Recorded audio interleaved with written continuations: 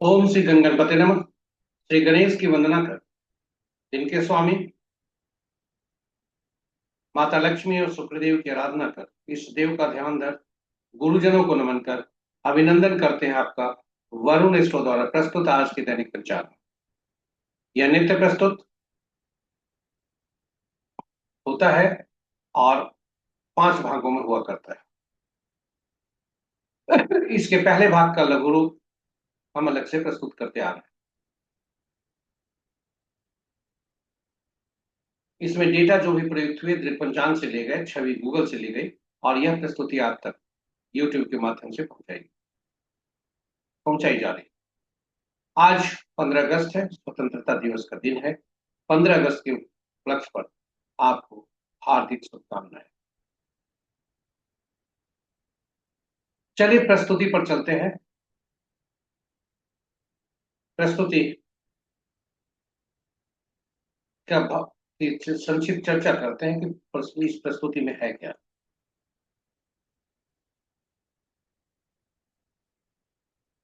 यह 5 भागों में है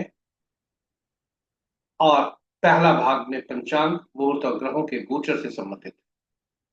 और इसी पहले भाग का पंचांग और मुहूर्त को लेकर हम अलग लघु पंचांग आपके समक्ष प्रस्तुत अलग से करते रह रहे हैं।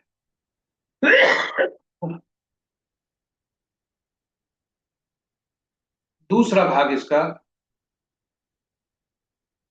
जन्म पत्रिका में स्थायी रूप से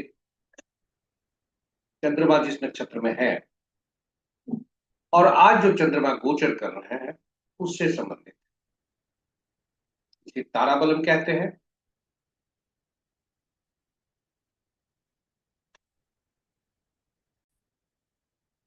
यह नव तारा चक्र पद्धति पर आधारित है। जन्म नक्षत्र के अनुसार आज का दिन चंद्रमा स्थायी रूप से कुंडली में और फिर आज का गोचर ताराबलम कहते हैं। और ताराबलम नव तारा चक्र पद्धति पर आधारित है। इसकी विस्तृत चर्चा उस प्रस्तुति में। तीसरा भाग जो है वह जन्म राशि में चंद्रमा, जन्म कुंडली में चंद्रमा जिस राशि में स्थायी रूप से है और आज जो चंद्रमा जिस राशि में गोचर कर रहे हैं वह दोनों को ताल मिलकर आज के दिन के संकेत राशि के अनुसार कैसा है। चौथी प्रस्तुति चौघड़िया मुहूर्त से है, जो कि दैनिक कार्यों से लेकर विशेष कार्यों तक के लिए शुभ और अशुभ मुहूर्त दर्शाता है। इसकी उपयोगिता काफी है और यह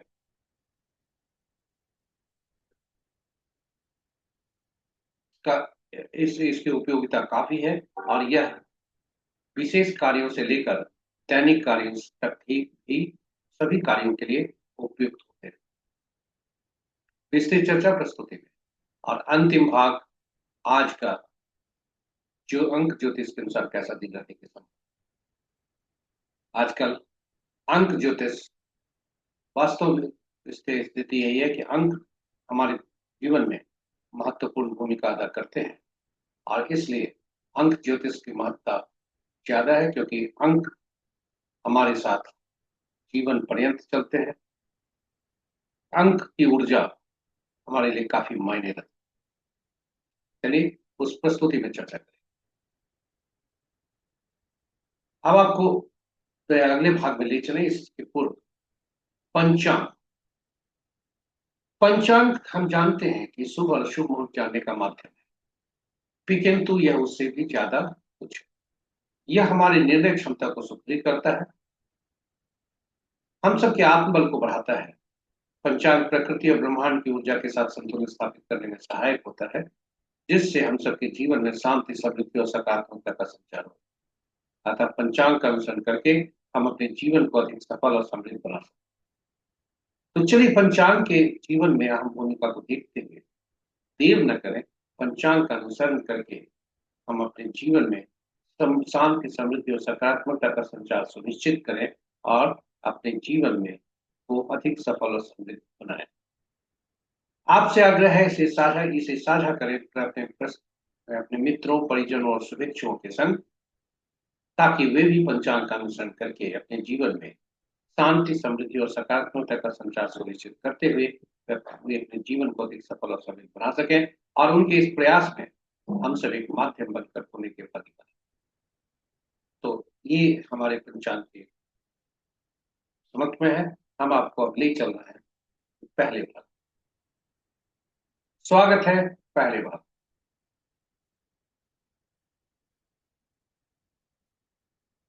दिनांक 15 अगस्त 2025, माह भाद्रपद, पक्ष कृष्ण, शाखा संवत 1947 विश्वसु, विक्रम संवत 2082 कलायुग और कलयुग का 5126। सूर्योदय 5:23 पर, सूर्यास्त 6:25, sunrise at 5:23 AM, sunset at 6:25। आज का दिशा शुभ पश्चिम में, फिर भी इस दिशा में यात्रा करने की बाध्यता हुई तो जौ खाकर या दूध का सेवन कर यात्रा में शुभ फल।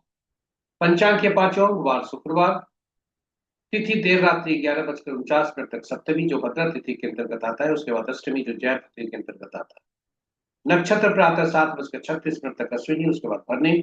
योग दिन के 10:17 तक गंड, उसके बाद वृद्धि। करण अपराह्न 12:58 तक वृष्टि भद्रा, उसके बाद देर रात्रि 11:49 तक भौ, तत्पश्चात पालो। ये रहे पंचांग के पांचों। इसके पूर्व यह महत्वपूर्ण मुहूर्त की ओर बढ़े, भोलेनाथ को देखते हैं, उनको नमन करते हुए उनका वास कहाँ है। ओम नमः शिवाय। ओम नमः शिवाय। तो शिव का वास जब तक सप्तमी है तब तक शमशान में है, जो कि शुभ नहीं है। जब अष्टमी होता है तब ये गौरी के सानिध्य में रहते हैं, जो कि शुभ। तो कृष्ण पक्ष अष्टमी, भोलेनाथ का वास गौरी पद, गौरी के सानिध्य में शुभ। ओम नमः शिवाय। महत्वपूर्ण मुहूर्त में शुभ मुहूर्त अभिजीत मुहूर्त दिन के 11:28 से 12:20 तक, अमृत काल देर रात्रि 1:36 से 3:06, यानी कल भोर तक। सर्वार्थ सिद्धि योग और रवि योग बाद सूर्योदय से प्रातः 7:36 तक। विजय मुहूर्त अपरांत 2:04 से 2:56 तक। गोधूली बेला संध्या 6:25 से संध्या के 6:47 तक। और निशिता मुहूर्त देर रात्रि 11:32 से मध्य रात्रि 0:16। मध्य रात्रि में किए जाने वाले पूजा पाठ, जब तक साधना, तंत्र मंत्र आदि के लिए निशिता मुहूर्त श्रेष्ठ हुआ कर। अशुभ मुहूर्त में सबसे प्रभावी राहु काल दिन के 10:16 से 11:54 तक। गुलिक काल प्रातः 7 से 8:38 प्रातः तक। यमगंड प्रातः 3:09 से 4:47 अपराह्न तक। वर्ज्य अपराह्न 4:36 से 5:06 संध्या तक। और भद्रा प्रातः सूर्योदय से दिन के 12:58 तक। और गंडमूल प्रातः सूर्योदय से 5:23 से प्रातः 7:36। पंचक आज नहीं है। आज भद्रा का वास स्वर्ग में है, क्योंकि शुभ। तो ये रहे हमारे महत्वपूर्ण शुभ और अशुभ मुहूर्त। ग्रहों की स्थिति को देखें तो सूर्यदेव तैयार हो चुके हैं, हो रहे हैं राशि परिवर्तन के लिए, इसलिए उनकी स्थिति कमजोर है। शेष ग्रह मजबूत स्थिति में। चंद्रमा मेष राशि में आ चुके हैं, अग्नि राशि, और शुक्र के नक्षत्र। इस प्रकार मित्र राशि में 3 ग्रह, शत्रु राशि में 4 ग्रह, सम राशि में 2 ग्रह हैं। और किसी भी ग्रह का राशि परिवर्तन आज नहीं। बुध बुध की राशि में 3 ग्रह, चंद्र की राशि में 2 ग्रह, और शुक्र की राशि में कोई ग्रह नहीं। शेष ग्रहों की राशि में एक एक ग्रह। नक्षत्र के अनुसार दिन को देखें ग्रहों को देखें तो मित्र नक्षत्र में 2 ग्रह, शत्रु नक्षत्र में 2 ग्रह, शम नक्षत्र में 3 ग्रह, स्व नक्षत्र में 2 ग्रह, और ये स्व नक्षत्र में बृहस्पति देव और शनि। इस प्रकार बृहस्पति के नक्षत्र में 3 ग्रह, शनिदेव के नक्षत्र में 2 ग्रह, और केतु, सूर्य, मंगल तथा राहु, इनके नक्षत्र में कोई ग्रह नहीं है। शेष ग्रहों के नक्षत्र में एक एक ग्रह। पहले भाग की प्रस्तुति के अंत में हम ग्रहों के गोचर की तालिका पर विचार करें। सूर्य देव 17 अगस्त को 2 बजे राशि परिवर्तन करेंगे, जब वे कर्क राशि से अपनी ही राशि में आएंगे। बुधदेव और शुक्रदेव क्रमशः 30 और 31 को करेंगे। चंद्रदेव 22 अगस्त से 25 अगस्त तक कर्क रहेंगे, और शनिदेव बकरी चल रहे हैं, 28 नवंबर तक बकरी चल। तो ये रहे हमारे पंचांग के पहले भाग की प्रस्तुति। दूसरे भाग में जन्म पत्रिका में चंद्रमा जिस नक्षत्र में है और आज जिस नक्षत्र में गोचर कर रहे हैं, उसके अनुसार कैसा फल होगा, जिसे ताराबलम कहा जाता है। ताराबलम के हॉरिजॉन्टल पर जो जो नक्षत्रों के नाम है वे चंद्रमा के आज गोचर के, और वहीं वर्टिकल में जो नक्षत्रों के नाम है वो जन्म कुंडली में चंद्रमा नक्षत्र में है विभिन्न जातकों के, उसका उसकी सूची और दोनों को मिलाकर भी निकाल। यह ताराबलम है जो कि 9 तारा चक्र पद्धति पर आधारित है, और 9 तारा चक्र पद्धति जातक के जीवन भर के लिए उपयोगी, वही ताराबलम केवल आज के लिए उपयोगी। यानी ताराबलम को बार बार प्रतिदिन देखना चाहिए ताकि शुभ और अशुभ मुहूर्त पता चल सके। वही 9 तारा चक्र पद्धति पर एक बार देखने से और एक बार जब जो हमारा फल है और जान जाए कि कौन सा ग्रह हमारे लिए शुभकारी है, कौन सा ग्रह हमारे लिए समस्या कारक है, कौन से दस, तो हम ये जान सकते हैं कि कौन से दशा महादशा का फल अच्छा होगा, बुरा होगा, परेशानी भरा होगा, चुनौती भरा होगा, और उसी तरह से जन्म कुंडली में कौन से ग्रह शुभ स्थिति में रहते हुए भी अच्छे फल नहीं देंगे और अशुभ स्थिति में भी रहते हुए भी शुभ फल देंगे, कौन से ग्रह, यह हम 9 तारा चक्र पद्धति से जान सकते हैं। और अंत में 9 तारा चक्र पद्धति से हम नक्षत्रों को मिलाकर आपस में देख सकते हैं कि वह हमारे और अन्य व्यक्ति के साथ संबंध कैसा हो। और यही वजह है, इन्हीं सभी तथ्यों को लेकर हम 9 तारा चक्र पद्धति पर एक विशेष वीडियो आपके उपयोग के लिए रखा है, जो ज्ञानवर्धक उसको बनाने का प्रयास किया है, साथ ही साथ उसके उपयोगी। और ग्रहों के मन नक्षत्र हो, 9 तारा चक्र पद्धति है क्या, संक्षेप में चर्चा यहाँ करते हैं। ग्रहों के मन नक्षत्र होते हैं, और कुल 27 नक्षत्र होते हैं, ग्रह 9 ही होते हैं। तो इन दोनों को आपस में कैसे पता किया जाए कि कौन से नक्षत्र किस ग्रह का फल, क्योंकि ग्रह तो अपना फल देते नहीं, तो जब नहीं देते तो कौन सा ग्रह नक्षत्र किस ग्रह का फल देंगे, इसके लिए नक्षत्रों को 27 नक्षत्रों को 9 नक्षत्र के समूह में अलग अलग कर 3 श्रेणियों में रखा। पहला से 9वां तक एक श्रेणी, 10वां से 18वां तक दूसरा श्रेणी, 19वां से 27वां तक तीसरी श्रेणी। और ग्रहों को महादशा के क्रम में रखा गया। केतु देव से शुरू हुआ, पहला केतु देव, दूसरा शुक्र, तीसरा सूर्य, चौथा चंद्र, पांचवा मंगल, छठा राहु, सातवां बृहस्पति, शनि, आठवां और नौवां बुध। और ग्रहों नक्षत्रों को जो हमने सूचीबद्ध किया था विभिन्न श्रेणियों में, उन श्रेणी में से पहला नक्षत्र, पहला जो पहला 10वां और 19वां नक्षत्र, जो पहले नक्षत्र हर श्रेणी में से बने, उनका स्वामित्व केतु देव को गया। उसी तरह से दूसरा 11वां और 20वां नक्षत्र का स्वामित्व शुक्रदेव को मिला, और यही क्रम में चलते हुए बुध को 9, 18वां, 27वां नक्षत्र का स्वामित्व। अब देखिए यह सूची आपके लिए उपलब्ध। 9, 18 इस तरह से पहला केतु देव को अश्विनी माघा मूला नक्षत्र का स्वामित्व मिला, भरणी पूर्वा फाल्गुनी और पूर्वाषाढ़ा शुक्र का मिला। और इसी क्रम में बुध को अश्लेषा ज्येष्ठ और रेवती का नक्षत्र। अब फलित कैसे करते हैं, बहुत ही महत्वपूर्ण। अब देखें, जन्म पत्रिका में चंद्रमा जिस नक्षत्र में है उनके स्वामी को हम पकड़ेंगे। सूची बहुत ही महत्वपूर्ण है, तो सहेज कर रखें।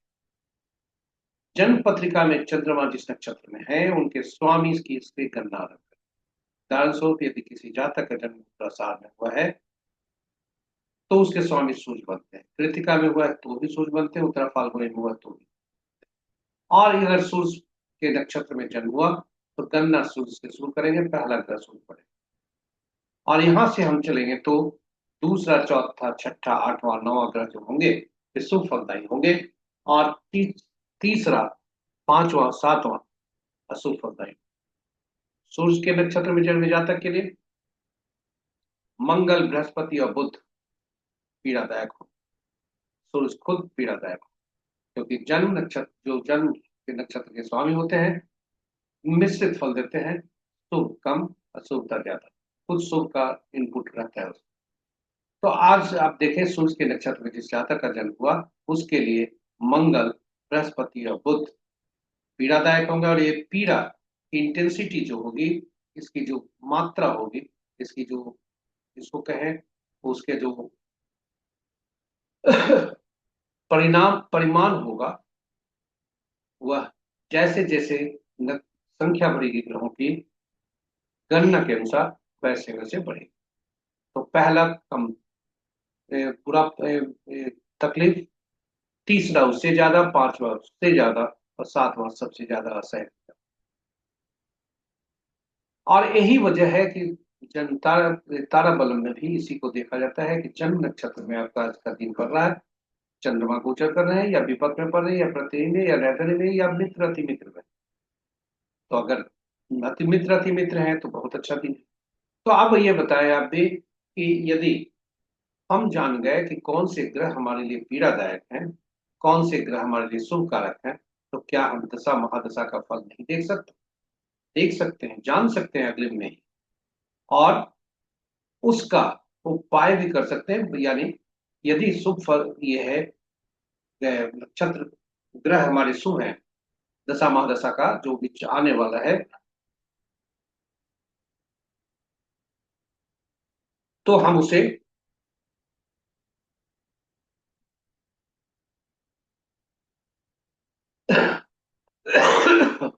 न उस नक्षत्रों को, ग्रहों को यदि हम देखें तो जब शुभ अशुभ हो तो उसमें शुभता का जो परिणाम है उसमें हम शुभ कार्य करेंगे और अशुभता के लिए चुनौती स्वीकार करेंगे, और उस वह हमारे लिए पीड़ा कमदायक होगा।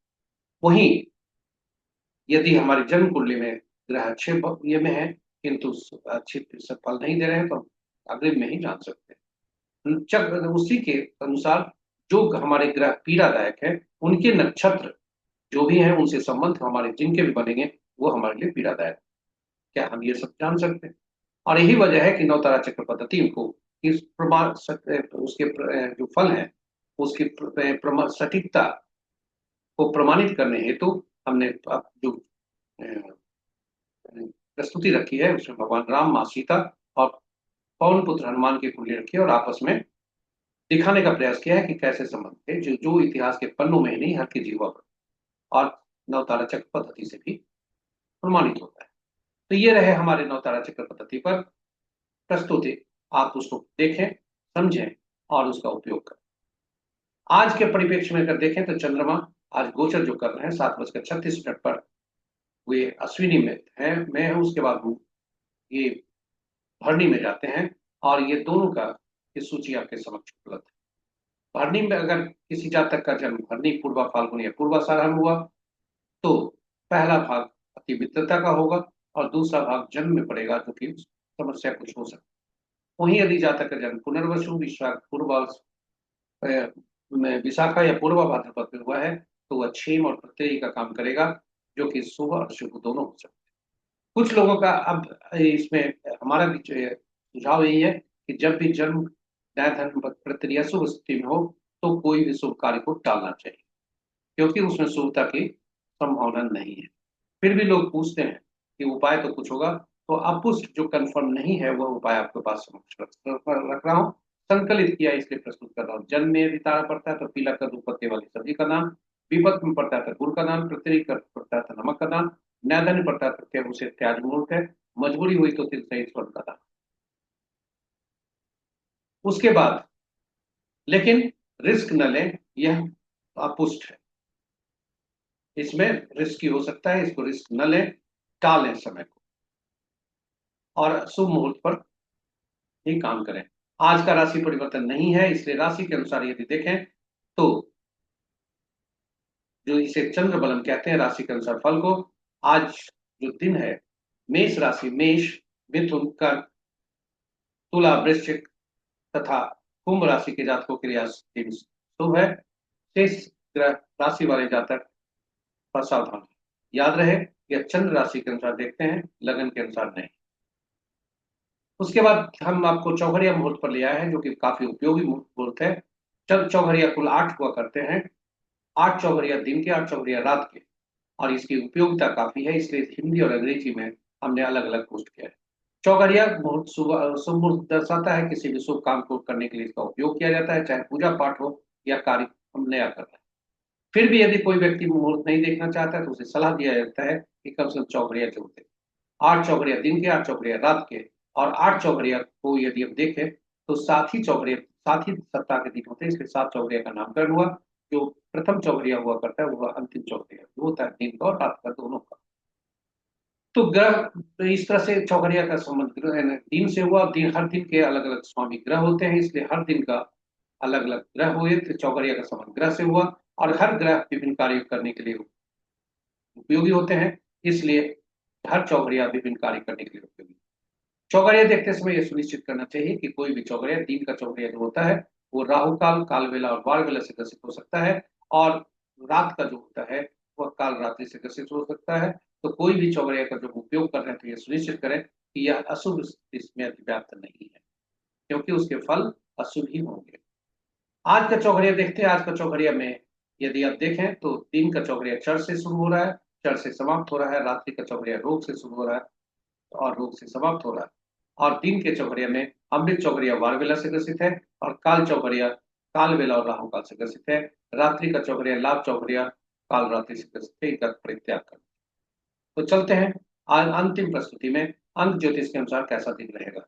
अंक ज्योतिष के अनुसार, अंक ज्योतिष में हम ये जानते हैं कि एक अंक का ही प्रयोग करते हैं, 1 से 9 अंक तक शून्य का प्रयोग नहीं करते, और क्योंकि वह निश्चितता दर्शाता है। 5वां अंक हमारा बैलेंस करता है, क्योंकि मध्य बीच में है। ये सभी अंक के शासक ग्रह अलग अलग होते हैं, जो सूर्य, चंद्रमा, बृहस्पति, राहु, बुध, शुक्र, केतु, शनि और मंगल होते हैं। और इन अंकों को विशेष नाम से भी जाना जाता है। राजा, एक को राजा से, सरकार से, दो को रानी से, तीन को गुरु से, चौथा को शरारती तत्व से, पांचवा को राजकुमार से, छठा को मंत्री से, सातवां को धनगुरु से, आठवां को अधीनस्थ से, नौवां को सेनापति। और ये अंक, जब कोई भी हमारे पास अंक होते हैं, एक से ज्यादा अंक, तो उसे सभी अंकों को जोड़ लिया जाता है और एकल अंक में परिवर्तित कर दिया जाता है।